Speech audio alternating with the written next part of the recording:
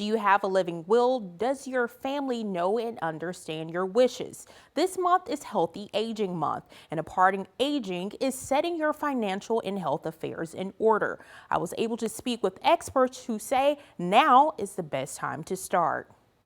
The more pages you've ripped off the calendar, the more likely you are to experience health issues. So, in the event a crisis occurs, how prepared are you? Sometimes you're kind of in the moment. Sometimes it's a crisis situation, so it makes it difficult to think about what you're trying to plan for. Misty Holder, admissions coordinator at Windsor Place Nursing Home, says having a plan in place for end of life care is important not only for you, but those close to you. Would you want to be in a facility? Would you want to try to be taken care of at home if you have some type of long-term care policy that might cover that type of care?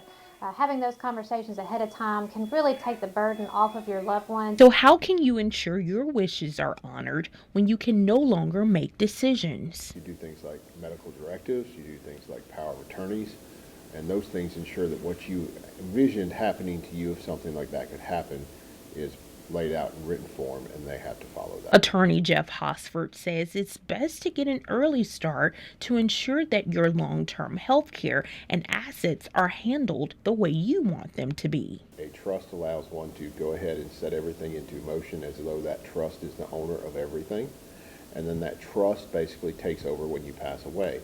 You're head of that trust until you pass away, and then upon your death, your beneficiaries automatically own that stuff, whatever you've placed in that trust, whether it's real or personal property. Whether you have assets to pass on or not, Hosford says end of life decisions still will have to be made. We all, at some point, go home.